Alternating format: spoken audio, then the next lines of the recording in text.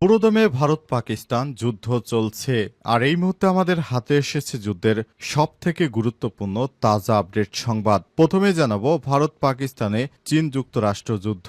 পেহেলগামে সন্ত্রাসী হামলার ঘটনাকে কেন্দ্র করে সর্বাত্মক যুদ্ধের আশঙ্কা দেখা দেয় পারমাণবিক শক্তিধর দুই দেশের মধ্যে।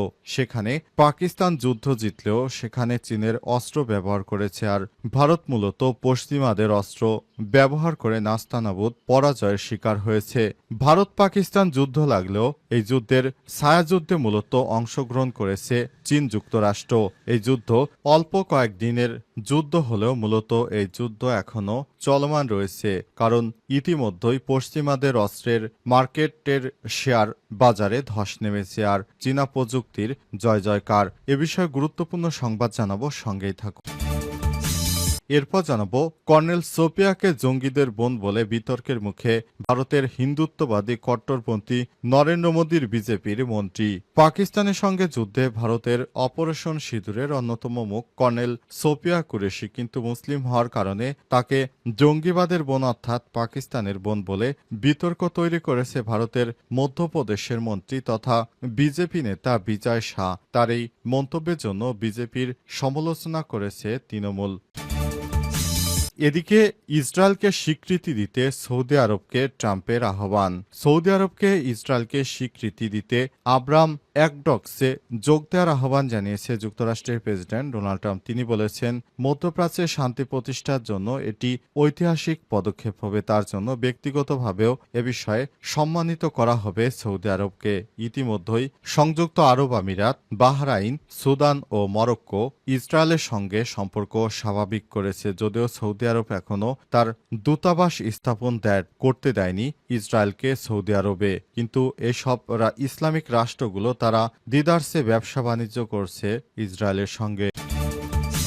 জানাবো শেষ হলো এক কিংবদন্তির পথচলা। বিশ্বের সবথেকে দরিদ্র প্রেসিডেন্ট হোসে মুজিকা আর নেই। উরুগুয়ের সাবেক প্রেসিডেন্ট বামপন্থী বিদ্রোহী থেকে জনপ্রিয় নেতা হয়ে ওঠা হোসে পেপে মুজিকা ৮৯ বছর বয়সে মারা গেছেন। আজ সামাজিক যোগাযোগ মাধ্যমে এক বার্তায় উরুগুয়ের বর্তমান প্রেসিডেন্ট ইয়ামান্দু ওসি তার মৃত্যুর খবর নিশ্চিত করে।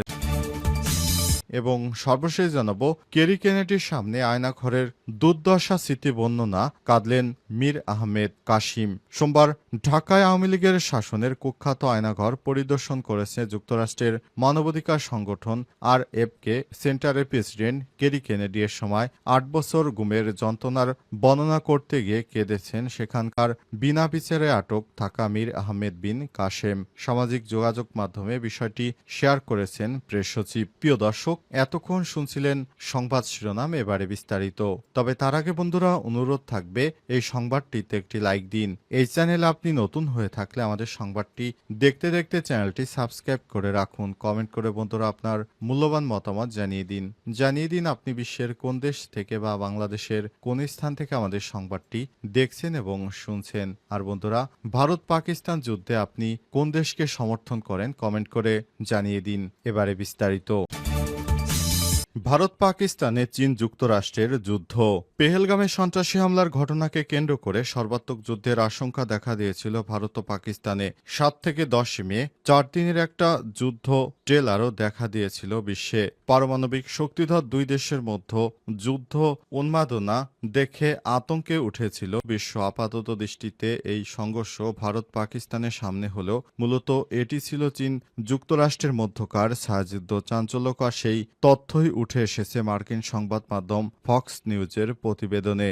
বিশ্লেষকের বরাত দিয়ে বলা হয়েছে, পাকিস্তানের ব্যবহৃত যুদ্ধাস্ত্রগুলো বেশিরভাগই বেইজিংয়ের তৈরি। পাকিস্তানের মাধ্যমে এসব সমরাস্ত্র ভারতকে নাস্তানাবুদ করে মাত্র ৪ দিনেই বিশ্ব দরবারে নিজেদের অবস্থান বেশ পাকাপোক্ত করেছে চীন। যুক্তরাষ্ট্রের সঙ্গে ভারতের ঘনিষ্ঠ মিত্রতা, সেই হিসেবে পাকিস্তানের ঢাল হিসেব থেকে মূলত ওয়াশিংটনকেই টক্কর দিয়েছে যুক্তরাষ্ট্র।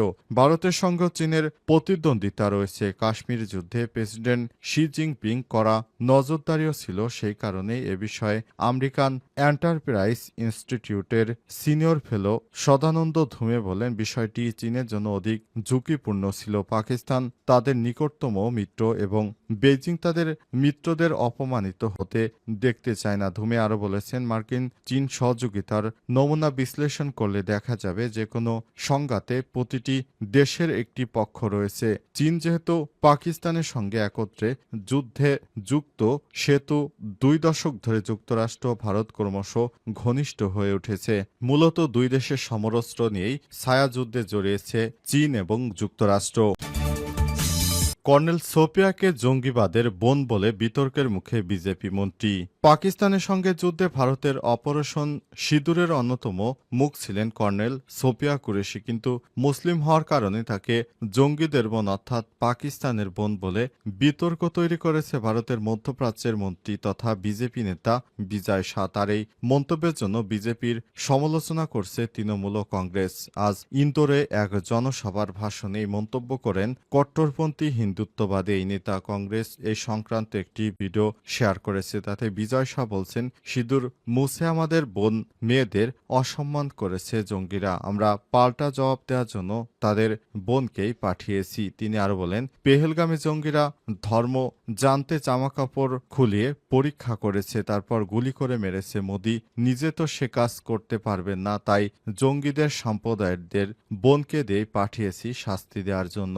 বিজেপি নেতার এই মন্তব্যের সমালোচনা করে অবিলম্বে তাকে মন্ত্রিসভা থেকে পদত্যাগের দাবি তুলেছে তৃণমূল। তারা জানিয়েছে এটা বিজেপির আসল রূপ। ওরা বিদ্বেষ এতটাই ব্যস্ত যে ভারতীয় সেনা কর্মকর্তাকে বিষাক্ত ধর্মান্ধর শিকার হতে হচ্ছে। বিজেপির যদি এতটুকু লজ্জা থাকে তাহলে কর্নেল সোপিয়া এবং দেশের সশস্ত্র বাহিনীর কাছে ক্ষমা প্রার্থনা করুন।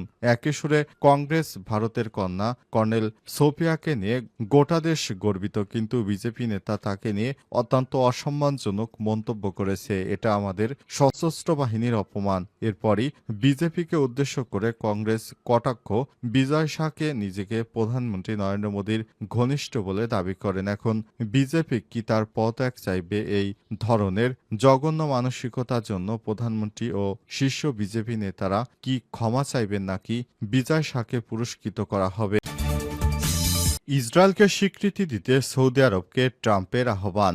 সৌদি আরবকে ইসরায়েলকে স্বীকৃতি দিতে আব্রাহাম অ্যাডডক্সে যোগ দেওয়ার আহ্বান জানিয়েছে যুক্তরাষ্ট্রের প্রেসিডেন্ট ডোনাল্ড ট্রাম্প। তিনি একে মধ্যপ্রাচ্যে শান্তি প্রতিষ্ঠার পথে একটি ঐতিহাসিক পদক্ষেপ এবং তার জন্য ব্যক্তিগত সম্মানের বিষয় হবে বলে উল্লেখ করেছেন। বুধবার এক প্রতিবেদনে খবর দিয়েছে দ্য এক্সপ্রেস ট্রিবিউন। মঙ্গলবার রিয়াদে অনুষ্ঠিত সৌদি মার্কিন বিনিয়োগ ফোরামে ভাষণ দেওয়ার সময় ট্রাম্প সরাসরি সৌদি যুবরাজ মোহাম্মদ বিন সালমানের প্রতি আহ্বান জানান। তিনি ওই ফোরামে প্রযুক্তি উদ্যোক্তা ইলন মাস্কের পাশে আসন গ্রহণ করেছিলেন। ট্রাম্প বলেন, আমার দৃঢ় প্রত্যাশা, আকাঙ্ক্ষা, এমনকি স্বপ্ন সৌদি আরব শীঘ্রই আব্রাহাম অ্যাডডক্সে যোগ দেবে। এটি আপনার দেশের জন্য একটি বিশাল মর্যাদার বিষয় হবে এবং মধ্যপ্রাচ্যের ভবিষ্যতের জন্য অত্যন্ত গুরুত্বপূর্ণ।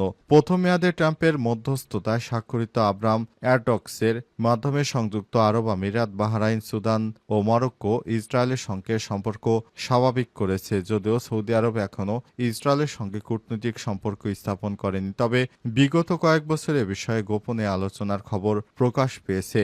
আব্রাহাম অ্যাডডক্সকে অংশগ্রহণকারী দেশগুলোর জন্য একটি দারুণ সাফল্য আখ্যা দিয়ে ট্রাম্প বলেছেন, এই উদ্যোগ ছিল শান্তির জন্য এবং তা অত্যন্ত সফলভাবে অগ্রসর হচ্ছিল। এ সময় তিনি বাইডেন প্রশাসনকে অভিযুক্ত করে যে তারা উদ্যোগে এগিয়ে নিতে ব্যর্থ হয়েছে। কেরি কেনেডির সামনে আয়নাঘরের দুর্দশার স্মৃতি বর্ণনা, কাঁদলেন মীর আহমেদ। আজ ঢাকায় আওয়ামী দুঃশাসনের কুখ্যাত আয়নাঘর পরিদর্শন করেছেন যুক্তরাষ্ট্রের মানবাধিকার সংগঠন RFK সেন্টারের প্রেসিডেন্ট কেরি কেনেডি। এ সময় 8 বছর আগে গুম হওয়া যন্ত্রণা বর্ণনা করতে গিয়ে কেঁদেছেন সেখানে বিনা বিচারে আটকে থাকা মীর আহমেদ বিন কাশেম। সামাজিক যোগাযোগ মাধ্যম ফেসবুকে প্রধান উপদেষ্টা প্রেস সচিব শফিকুল আলমের শেয়ার করা ছবিতে দেখা যায় ধ্বংসস্তূপে দাঁড়িয়ে থাকা সেই ঘরেই কেঁদে ফেলেন মীর আহমেদ। সেখানে তিনি প্রায় 8 বছর গোপনে আটকে ছিলেন। এ সময় তাকে জড়িয়ে সান্ত্বনা দেন কেরি। এই আয়নাঘরটি সেই গোপন বন্দিশালা যেখানে বাংলাদেশের পতিত স্বৈরশাসক শেখ হাসিনা দীর্ঘ দমনপীড়নের সময় অসংখ্য গুম হওয়া ব্যক্তিকে আটক করে রাখা হতো। কেরি কেনেডি রবার্ট এফ কেনেডির কন্যা এবং সাবেক মার্কিন প্রেসিডেন্ট জন এফ কেনেডির ভাতিজি। গত 15 বছর ধরে বাংলাদেশের মানবাধিকার লঙ্ঘনের বিরুদ্ধে সরব ছিলেন তিনি। তার নেতৃত্বে আন্তর্জাতিক মহলে শেখ হাসিনার শাসনামলের গুম, বিচার বহির্ভূত হত্যাকাণ্ড এবং রাজনৈতিক পীড়ন নিয়ে বারবার অভিযোগ উঠেছে। ফেসবুকে পেশ সচিব শফিকুল আলম এই ছবিটি এবং ঘটনাটি পোস্ট করেছেন। তিনি লিখেছেন, কেরি কেনেডির সঙ্গে যখন মীর আহমেদ বিন কাসেমের দেখা হয় সেই আয়নাঘর যেখানে